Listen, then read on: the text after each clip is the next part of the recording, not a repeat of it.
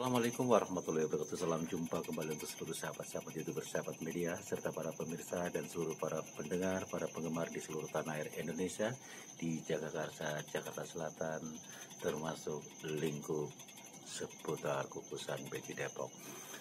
Baik seluruh para pendengar, para penggemar di seluruh tanah air Indonesia, baik di dalam negeri maupun di luar negeri sana, semoga senantiasa kita tetap dalam lindungan Allah Subhanahu wa Ta'ala. Kembali kepada saya pribadi, saya akan melanjutkan membalas atensi dari salah satu saudara Ridi yang ada di kota Semarang. Beliau minta dijelaskan adanya apa yang dimaksud istihadah dan termasuk ciri-cirinya. Terima kasih untuk saudara Ridi yang ada di kota Semarang atas bergabungnya Anda bersama kami channel Ayah Sadam. Semoga Anda tetap dalam lindungan Allah Subhanahu wa Ta'ala. Akan saya jawab secara langsung. Di sini yang dimaksud dengan adanya istihadah adalah daerah penyakit yang keluar dari kemaluan wanita selain darah haid dan darah nifas. Lalu keluarnya yang tidak teratur, warnanya pun seperti darah biasa. Sedangkan menurut hadis Rasulullah SAW bahwa darah istihadah itu keluar akibat dari gangguan pada otot atau saraf dalam vagina, ya.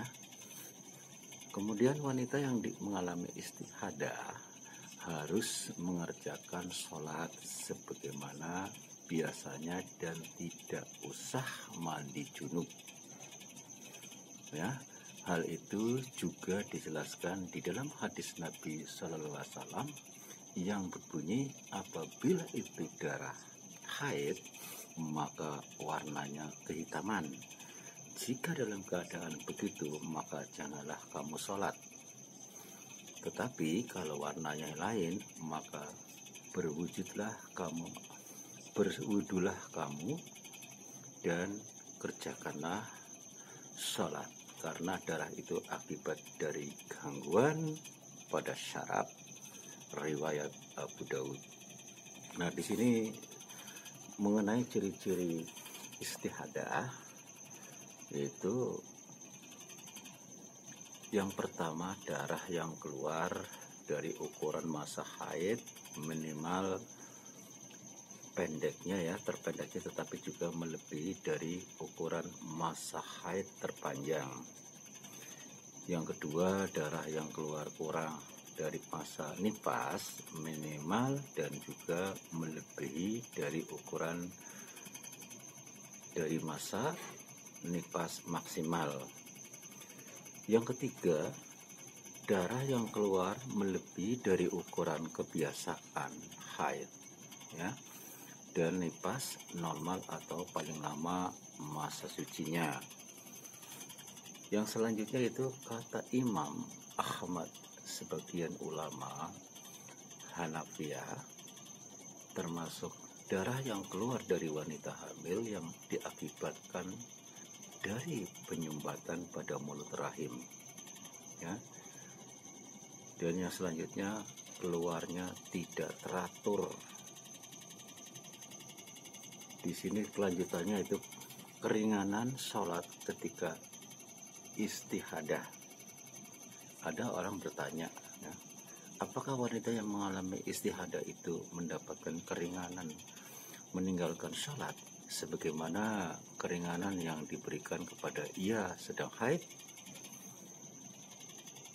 Pada zaman itu riwayat Nabi di mana wanita yang mengalami istihadah tidak mendapatkan keringanan sholat sebagaimana wanita yang mengalami haid, karena statusnya bukan dalam keadaan kotor. Kemudian istri Rasulullah SAW yang bernama Aisyah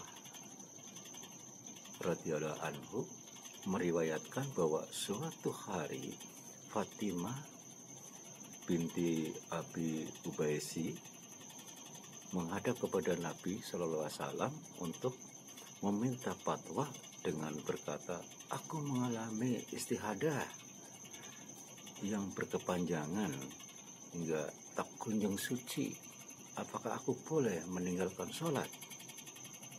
Setelah mendapatkan pertanyaan begitu, langsung saja Rasulullah SAW menjawab, tinggalkan sholat pada hari-hari haidmu. Dirikanlah sholat sekalipun darah menetes di atas fikar. Riwayat Ahmad Ibnu Majah At-Tirmidzi, Abu Dawud An-Nasai, dan Ibnu Hibban. Jadi dari hadis itu jelas bahwa wanita yang mengalami istihadah harus mengerjakan sholat meskipun darah tetap keluar tidak kunjung henti, ya, karena kondisi yang seperti itu merupakan darurat dan sholatnya tidak batal serta sah untuk dikerjakan. Ini untuk saudara Ridi ya, mungkin Anda lagi belajar ya untuk istrinya barangkali. Ini memang khusus untuk istri, suami juga memang perlu tahu dan untuk membantu memberikan masukan-masukan seperti itu ya. Dan di sini ada yang bertanya kembali, apakah ia seorang wanita sedang istihadah boleh membaca Al-Quran? Sewaktu mengaji itu langsung saja darahnya keluar. Apakah wanita tersebut termasuk junub? Jawabannya adalah tidak, karena wanita itu statusnya bukan junub, tetapi dalam keadaan hadas kecil dan darah istihadah. Itulah keluar dari salah satu saluran kotoran manusia, khususnya wanita, maka ia diwajibkan untuk berwudu. Kembali kepada masalah pertanyaan mengenai istihadah melakukan aktivitas seks ya. Ada yang bertanya, bolehkah wanita yang sedang istihadah melakukan seks? Untuk menjawab masalah itu ada dua pendapat ya, yang sama-sama berdasarkan pada hadis Nabi SAW. Mendapat yang ke-1 memperbolehkan wanita istihadah melakukan aktivitas seks, dan mendapatkan ini sesuai dengan riwayat dari Krima atau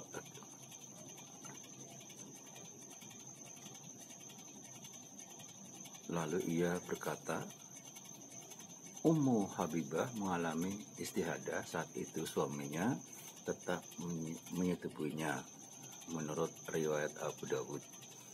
Kemudian ada pula ulama yang mendukung mendapatkan itu, yakni suami istri boleh melakukan aktivitas seks meskipun darah istihadah istrinya masih mengalir keluar.